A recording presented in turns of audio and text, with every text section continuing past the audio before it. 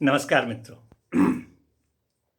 पिछले दिनों भाग 46 तक में हम लोगों ने BNSS 2023 के चैप्टर 6 पर चर्चा करते चले आ रहे थे, जो कि किसी व्यक्ति को कैसे विवश किया जाता है आदेशिकाओं के जरिए न्यायालय में उपस्थित होने के लिए, उन उपबंधों पर चर्चा किया था। उसी अनुक्रम में आज हम लेकर आए हैं अपना भाग 47, जिसमें कि चैप्टर 7 को लेकर आए हैं। चैप्टर 7 भी आदेशिका से ही संबंधित है, परंतु ये है किसी वस्तु, किसी दस्तावेज को न्यायालय में पेश कराने के लिए कैसे विवश करके उसको पेश करवाते हैं, उन आदेशिकाओं के बारे में। चैप्टर 7 में मित्रों कुल 17 धाराएं हैं, 94 से लेकर 110 तक। 94 से 110 तक 17 धाराएं, जो 4 भागों में क ख ग घ में 4 भागों में विभाजित है। भाग क में 2 सेक्शंस हैं, 94 और 95, जो हमें किसी वस्तु को पेश करने के लिए जो समन जारी करते हैं उसका उपबंध करता है। और 96, 97, 98, 99, 100, 1, ये जो 6 सेक्शंस हैं वो उस वस्तु के तलाशी वारंट से ताल्लुकात रखता है। तलाशी का वारंट 96 से लेकर 101 तक तलाशी के वारंट से, जब समन से नहीं हुआ तो उसका तलाशी वारंट जारी करना, तो उससे संबंधित। और 101 के बाद 102, 3 और 4, ये 3 सेक्शन है।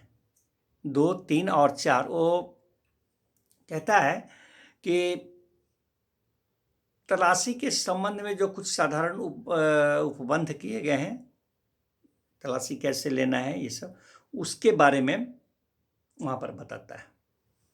102, 3, 4 खंड ग, और खंड घ में 105, 6, 7, 8, 9, 10, ये 6 सेक्शंस जो हैं वह मिसलेनियस है।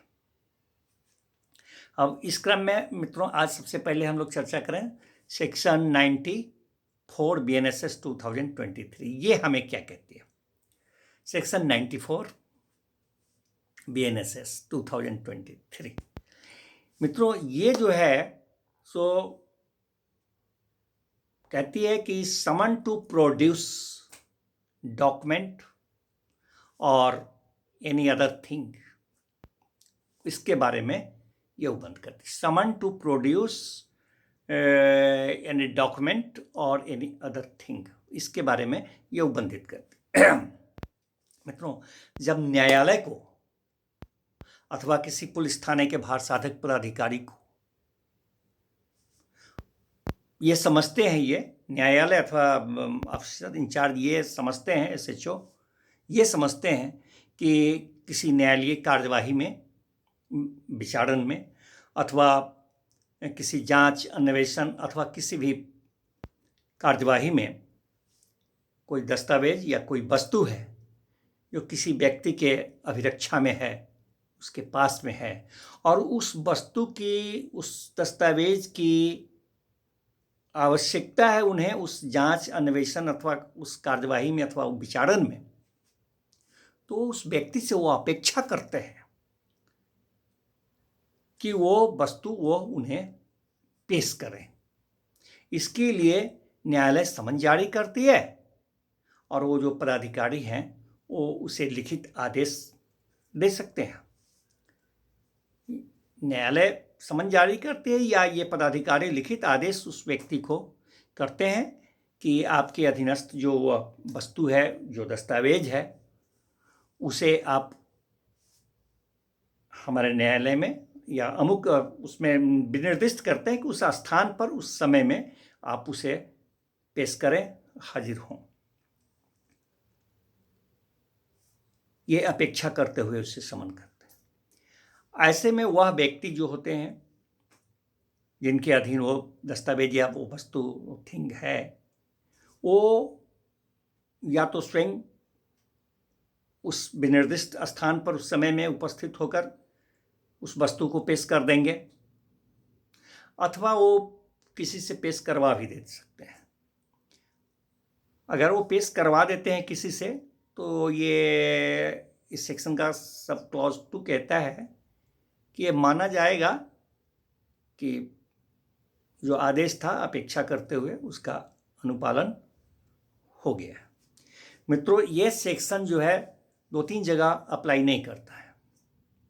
जैसे कि भारतीय साक्ष्य अधिनियम 2023 जो है उसका सेक्शन 129 और 130 जो भारतीय साक्ष्य अधिनियम 2023 का है, 129 और 130 जी, उस पर अप्लाई नहीं करता, क्योंकि राज्य सरकार वगैरह के माने कुछ राजपत्र वगैरह से संबंधित दस्तावेज होते हैं, कागजात, तो वहाँ अप्लाई नहीं करता। नंबर 2, बैंकर्स बही साक्ष्य अधिनियम है, बैंकर्स बही साक्ष्य अधिनियम, तो वहाँ भी ये अप्लाई नहीं करता। और ये किसी डाक कर्मी, डाक पदाधिकारी के अधीन अगर कोई पार्सल, कोई दस्तावेज, कोई लेटर्स हैं तो वहाँ ये अप्लाई नहीं करता। परंतु इसी अनुक्रम में मित्रों सेक्शन 95 आता है। सेक्शन 95 BNSS 2023 क्या कहता है? वो कहता है कि जब न्यायालय को अथवा किसी पदाधिकारी को जरूरत पड़ जाता है तो ऐसे में ये सेक्शन क्या कहता है? ये सेक्शन कहता है कि जब कोई DM महोदय, CGM साहब, सत्र न्यायालय, सेशन कोर्ट अथवा माननीय उच्च न्यायालय के राय में ये है कि अमुक दस्तावेज, अमुक चीज़, अमुक पार्सल किसी डाक पदाधिकारी के अभिरक्षा में है और उसकी आवश्यकता उस कार्यवाही में, विचारण में, अन्वेषण में अथवा जहाँ भी जांच के दौरान उसकी है, तो वो ये अपेक्षा करते हुए उनसे कहते हैं कि आप उसे वस्तु को रखें अपने पास और उस व्यक्ति को आप प्रदान करें, दे दें जिसे आदेशित किया जाएगा। मतलब कि आप उस वस्तु को अपने पास जो रखे हुए हैं, जिसकी मुझे आवश्यकता है अपने जांच, विचारण, अन्वेषण या अन्य कार्यवाही में, उस